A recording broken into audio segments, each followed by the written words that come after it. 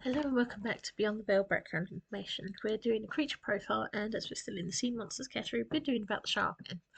Now, there are a lot of Polynesian pronunciations, a lot of Polynesian names in this, and some I have pronunciations for, some I do not. So I am bound to say some of the Hawaiian ones wrong, and I do apologise for that in advance. I did try and look up some of these, but I couldn't find anything that was able to really teach me. So apologies in advance for that. So we're doing a creature profile, and it's we're still in the sea monsters category. So we're talking about the shark. As always, I'll start with a quote from a story where there's a mention of them. Then I'll give you the background details, and then I'll give you the creature profile. So it still works the same, but as said previously, I apologise for any of my bad mispronunciations. Okay, let's get into it. Hey Vance, do you think it's a bit weird to see a film about a man-eating shark that hasn't got a single shark man present? I always used to ponder if that was maybe derogatory or insensitive. I mean, I know this is a movie from Beyond the Veil, but am I thinking too much? Maybe I shouldn't have read that book all about it. It's a quote from non-derogatory Puffy. So, just as there are the traditional mermaids that are part fish, the odd triton that's part lobster, the half-octopus Sicilians, there are also a number of half-shark beings. However, when it comes to the sharkmen, sometimes referred to as were-sharks, things are actually rather more different, even though current popular trends, particularly in some manga, have the half-shark mermaid type beings become popular. The simple reason is that when we consider a half man, half shark, it's often in the same manner as a werewolf or a werecat, the nastier predatory side of life, and certainly not gentle compared to its fellows. Certainly, the thought of anything being half shark tends to bring up images of monsters, or if you're me, a cartoon called Street Sharks that in hindsight was bizarre. The concept of sharks linked to mythology and folklore, of course, isn't new. Like everything we've encountered in the wild that scares us, we consider all the things that make us uncomfortable about ourselves and tend to mash them together. Some of the stories of Lamia have her more often described as akin to a shark, and certainly we have a group of sharks with that name. Certainly, the thought of something slinking in the water that could snap us up out of nowhere is a disturbing one. And sharks have always been a creature we are in awe of, and also tend to meet and also don't tend to meet except in uncomfortable circumstances. In keeping with Lemia, in Greek mythology there is a son of Lemia and Zeus in some stories called Achelos, or Achelos, I think it's Achelos, called Achelios, a being sometimes described as a shark daemon. Some say he was a handsome boy who once boasted to be more beautiful than Aphrodite, and for it was turned into a monstrous shark. Some claimed him to become as ugly as he had been beautiful.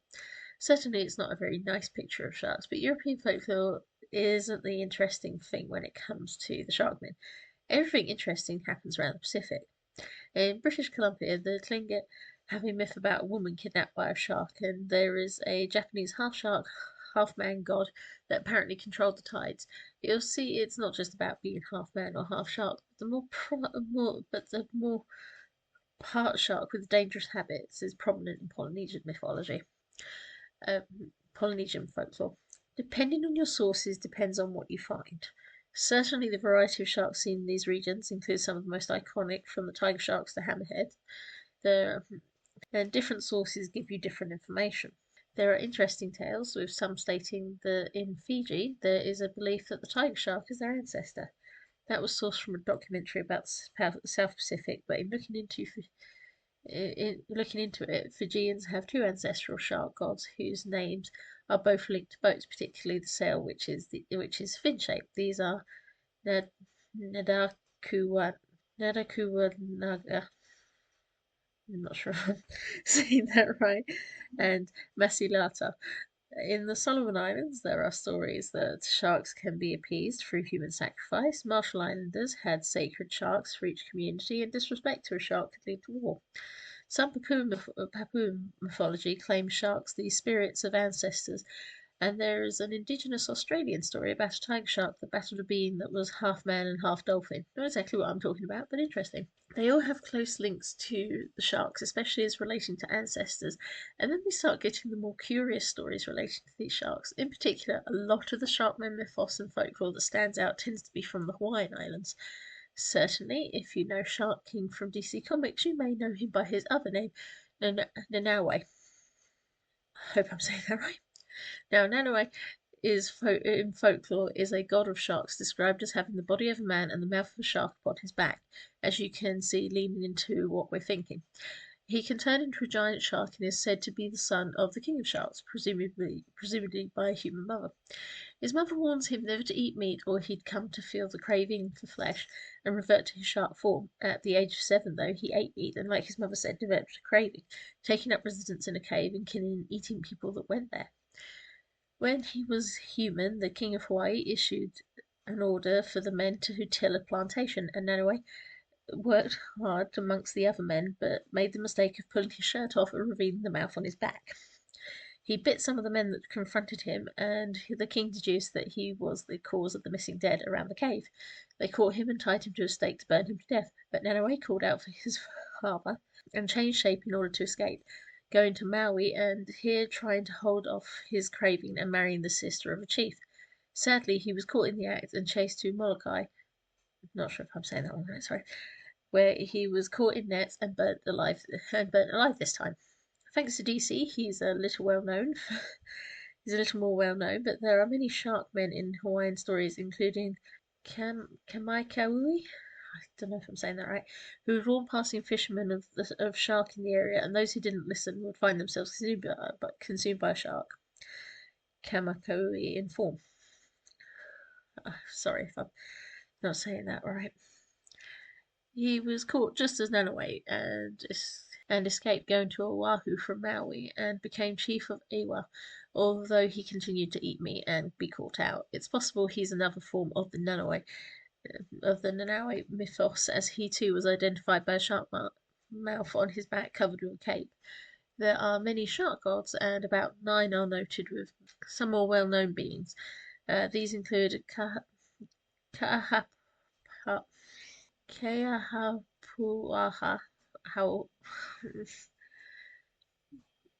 and her brother Kahi'uka. In their story, she ordered the kidnapping and killing of a local girl who dared to demand an offering that was made to the goddess.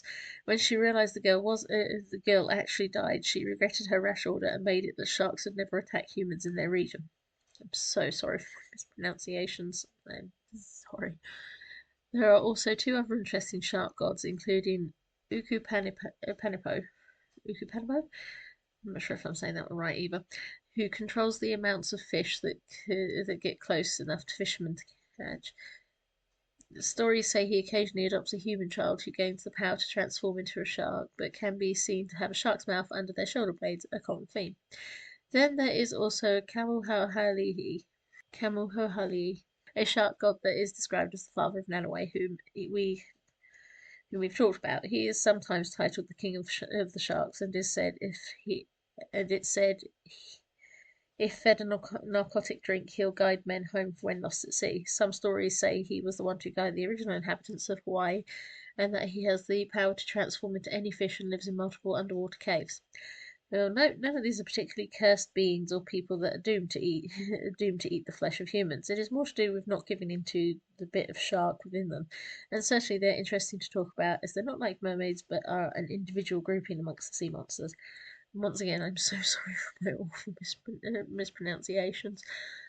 It's just I did try and look up these things. As if you look at the script, you'll see the ones that I've got a way a thing to try and help me pronounce them. I'm still not very good though. And then others I couldn't find one for, so I do apologise. You can have a go at me in the comments if you like. Anyway, so here's what I've done as a profile for the Sharkmen. So, side neutral, created by demons mingling with sharks, created for, not applicable, created when, before the veil, physical description, they look like ordinary humans, but between their shoulder blades is a shark mouth, which occasionally tries to bite anyone that accidentally touches their back. They transform into sharks and navigate the waterways and the shore. The type of shark depends on the sharks in the region.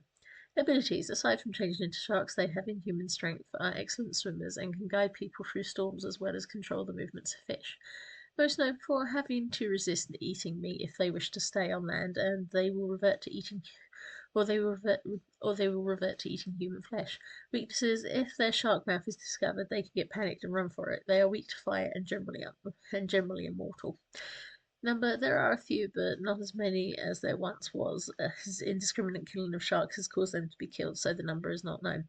Well-known beings are various mentioned, but be, Nanaue is being more well known in the Vale, as he was actually deemed a shark demon who had taken control of the Vale in Hawaii for many years before he was burnt after the peoples turned on him through his killing sprees, when he was finally witnessed eating flesh whilst in a half human and half shark form. Hence the thoughts he was actually a demon and not a real shark. Characters and stories? Currently none, but I'm always pondering things. Final comments? These guys are interesting. I assume you probably think I would have described the idea of a mermaid with a shark half at the bottom, or the opposite perhaps, but no, these are much more interesting and unique. And next time we're talking about the half squid, half octopus things. So thank you for bearing with me on this one. And yeah, thank you for listening.